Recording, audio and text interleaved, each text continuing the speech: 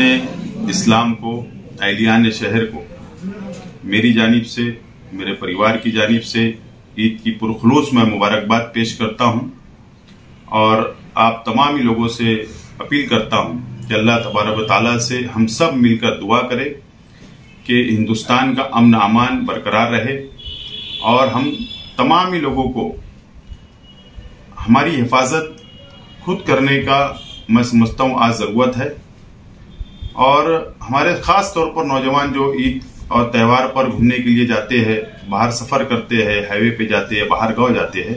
तो आज मुल्क के और महाराष्ट्र के हालात ठीक नहीं है। मैं तमाम ही नौजवान साथियों से मैं अपील करता हूँ कि बाहर जाने से थोड़ा परहेज करें, अपने शहर के अंदर रहकर ईद मनाइए। और आपको फिर एक मरतबा मैं ईद की मुबारकबाद पेश करता हूँ। शुक्रिया। मालेगांव शहरियान को ईद की पुरखुलूस मुबारकबाद। आओ आज हम एक अहद करें कि इस शहर में 12 नवंबर का जो वाक़या हुआ और इस शहर का दबदबा ख़त्म हुआ, उसके लिए दुआ करें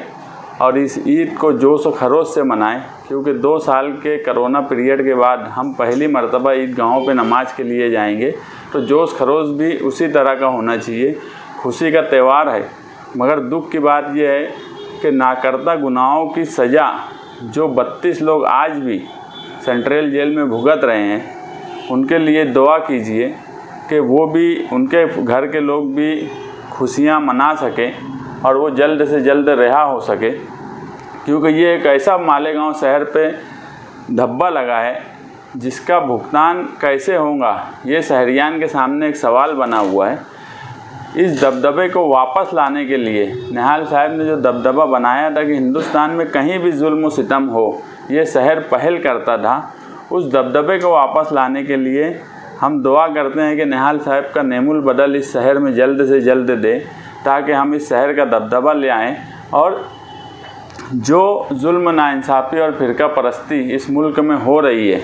इस ईद की खुशियों में हम तमाम ही मज़ाहिब के लोगों को शामिल करें और भाईचारगी का एक ऐसा पैगाम दें कि फ़िरका परस्त जो चाहते हैं उसमें वो नाकाम हो। और ये मुल्क हमेशा से सेकुलर मिजाज मुल्क रहा है और उस सेकुलर मिजाज को कायम रखे। जो एजेंसियाँ हुकूमत के दबाव में गलत तरीके से इंक्वायरी और गलत तरीके से काम करती है, उन्हें भी राह रास्ते पे वो आएँ। उनके ये भी दुआ कीजिए कि जो कॉन्स्टिट्यूशन है, जो दस्तूर है, उस हिसाब से एजेंसियां अपना काम करें, ताकि बेगुनाह जो लोग हैं उनको नाकर्दा गुनाहों की सज़ा ना मिले। और ईद खुशियों का त्यौहार है, खुशियां मनाएं, अपने आसपास अपने पड़ोसियों का ख्याल रखें, ख़ास तौर से झुपड़पट्टी के गरीब गुरबा का ख्याल रखें। 12 नवंबर में जो लोग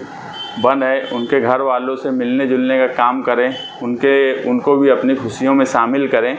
यही बोलकर मैं ईद की पुरखुलूस मुबारकबाद देता हूँ।